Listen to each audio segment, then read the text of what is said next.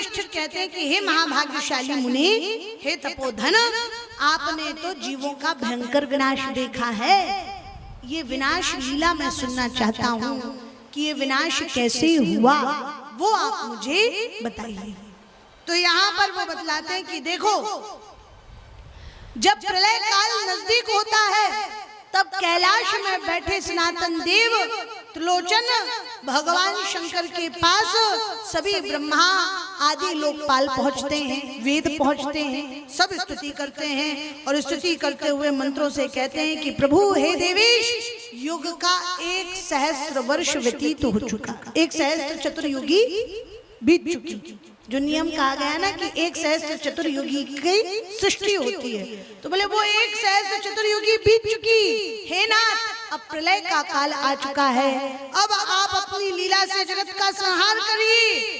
आपने वैष्णवी शक्ति का आश्रय लेकर सृष्टि का पालन किया, ब्राह्मी शक्ति का आश्रय लेकर के सृष्टि की उत्पत्ति की, अब अपनी रौद्री शक्ति का आश्रय लेकर के सृष्टि का संहार करिए। संहार भी भगवान की लीला है, कृपा है। महादेव का एक रूप महाकाल, वो भी भगवान की कृपा है। महर्षि मार्कंडेय कहते हैं, मैं तो अमरत्व को प्राप्त होने के बाद प्रलय काल में तैरते तैरते थक जाता हूँ, उन भीषण कष्टों को देखता हूँ, घोर अंधकार में वायु रहित और प्रकाश रहित अंधकार में समुद्र में तैरता रहता हूँ और मुझे तब भी ऐसा लगता है कि मृत्यु प्राप्त हो जाए। ये महर्षि मार्कंडेय कह रहे हैं, चूंकि वो अमरत्व को प्राप्त हैं तो उनको कष्ट तो झेलने को मिलते हैं पर मृत्यु नहीं मिलती।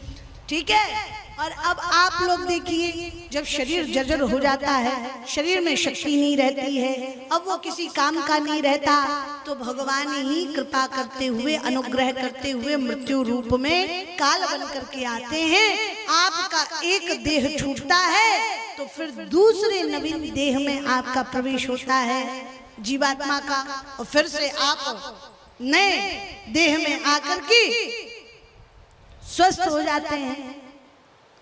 यदि जर्जर जिसके पूरे चेहरे पर झुर्रियां पड़ गई हो, कमर झुक गई हो, दांत चले गए हो, शरीर के हर अंग में कष्ट हो और बिल्कुल कपकपाता हो और उसे मृत्यु ना मिले तो क्या होगा फिर? हम देखते हैं कई बार लोग वेंटिलेटर पे होते हैं, उनको मृत्यु नहीं मिल रही होती। ध्यान से सुनो भाई, यहाँ वहां ना देखो। और नंदा मैया की, जोर से बोलो, और नंदा मैया की जय हो। जब मृत्यु नहीं मिल रही होती तो उसके परिजन ही कहने लगते हैं ये बहुत दिन से कष्ट में है, भगवान तो करे कि अब इनको ले जाए।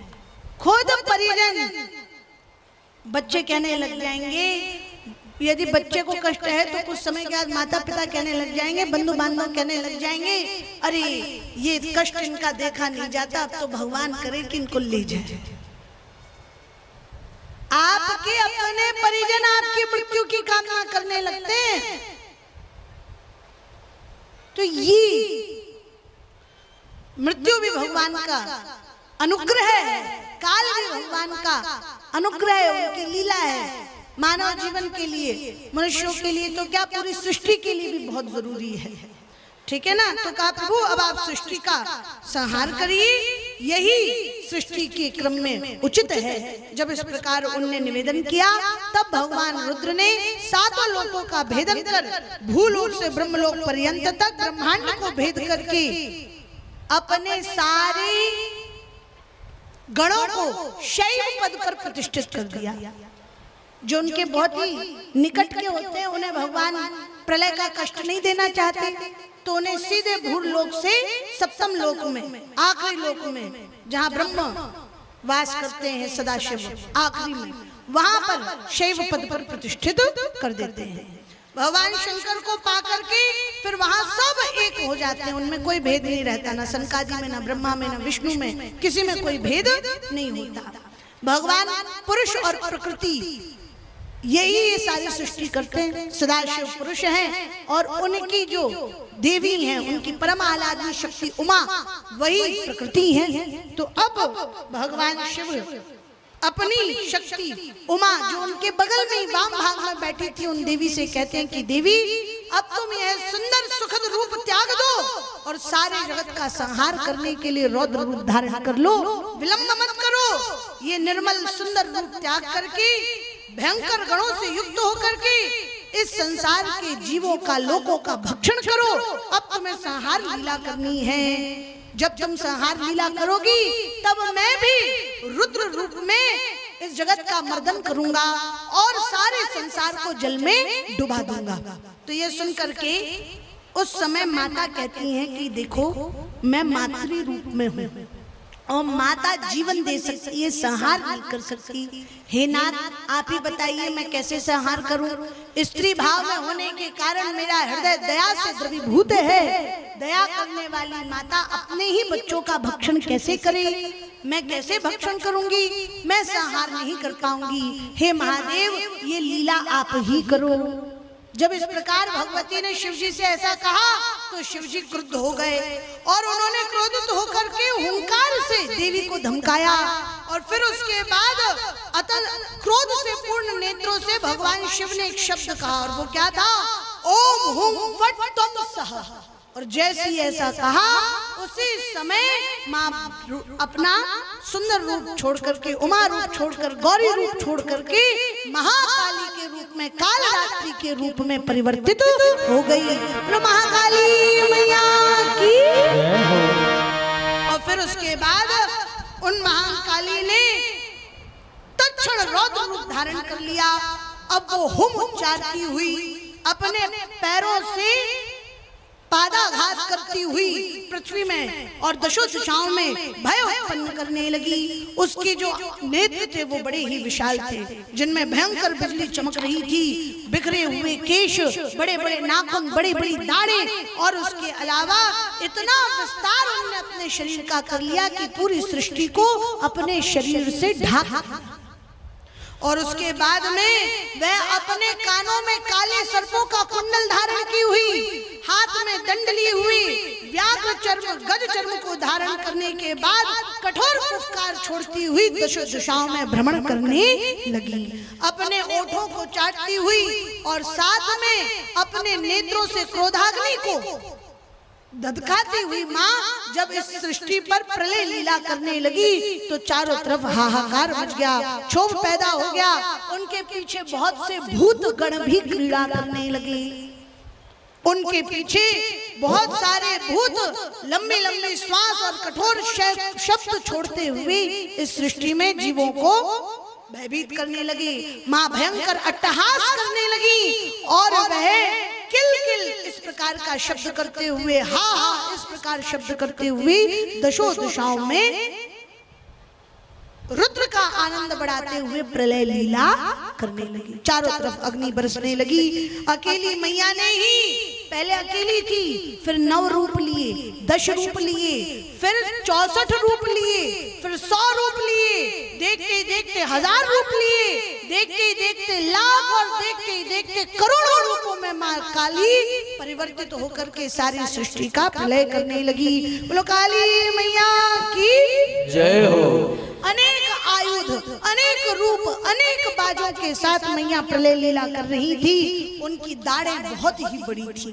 वे अपने दाढ़ों से ही सामने जितने बड़े बड़े पर्वत थे, जितने बड़े बड़े वृक्ष थे, उन सबको नष्ट करने लगी। अपने बड़े बड़े नखों से पृथ्वी को चीरने लगी, आकाश को नष्ट करने लगी। साथ में हिमालय, हेमकूट, निषद, गंधमादन, माल्यवान, नील और महापर्व श्वेत, मेरु, मध्य, ईलापीठ, ऐसे बहुत सारे पर्वतों को मैया ने देखते ही देखते, जैसे कोई बच्चा खेलता है वैसे सबको चकनाचूर कर दिया। उसके बाद माँ महामातृ गणों से और अपने ही अनेक रूपों से, जैसे शिव की शक्ति कौन थी? शिवा। रुद्र की शक्ति रौद्री। वैसे ही इंद्र की शक्ति ऐन्द्री, अग्नि की शक्ति यम की शक्ति और वरुण की शक्ति वारुणी, स्कंद की शक्ति वराह की शक्ति वाराही और नरसिंह की शक्ति नारसिंही बनकर के अनेक रूपों में विभक्त होकर के प्रलय लीला करने लगी और हुंकार से संपूर्ण जगत को जलाने लगी। इसी बीच में भगवती ने जम्बूद्वीप, शाक, कुश, क्रौंच, गोमेद, शाल्मली और पुष्कर द्वीप, इन सभी द्वीपों को भी नष्ट कर दिया। तो फिर जीव तो नष्ट हो ही गए होंगे जब जीव नष्ट हो गए तो। इस प्रकार भगवती ने प्रलय लीला की और उसके बाद देव दानवों को भी वध करके अपने दांतों से चबा चबा करके नष्ट कर दिया। इसके बाद भगवान शिव प्रसन्न हुए और फिर भगवान शिव भी तांडव करने लगे, नाचने लगे। भगवान शंकर का भयंकर तांडव होने लगा। यहाँ भगवान ने वामन रूप धारण किया। बोलो वामन भगवान की जय हो। और वामन रूप धारण करके जटाधारी मुंड लंबी ग्रीवा के साथ में सारे प्रलय की सृष्टि को दशों दिशाओं में देखने लगे। भगवान की मुंडी पूरी 360 डिग्री में घूमते हुए कि सब मर गए कि नहीं मर गए, कोई बचा तो नहीं, सब खत्म हो गया कि नहीं, ऐसे वह सारी सृष्टि का अवलोकन करने लगे। और उसके बाद में फिर भगवान ने नृत्य प्रारंभ किया। तो महर्षि मार्कंडेय कहते हैं ये दृश्य मैंने अपनी आंखों से देखा कि पीले पीले बालों वाला मृत्यु नाच रहा था, चंडी नाच रही थी, महादेव नाच रही थी। और उस भयंकर नृत्य के बीच में भी बिल्कुल शांत मुद्रा में उस प्रलय में मैंने मां नर्मदा को देखा, जो अपने गगनचुंबी तरंगों के साथ 49 तरंग भयंकर लिए हुई मां नर्मदा सबको दर्शन दे रही थी। उन लहरियों से सारा जगत संपन्न हो रहा था। और इस प्रकार मैंने मां नर्मदा का दर्शन किया। जगत का संहार करने वाले अजन्मा शंकर सारे जगत को अपने में समेट लेते हैं, परंतु मां नर्मदा शांत भाव से उस प्रलय काल में भी इस जगत पर विद्यमान रहती हैं। महर्षि मार्कंडेय कहते हैं ये मैंने अपनी आंखों से देखा। बोलो नंदा मैया की जय हो।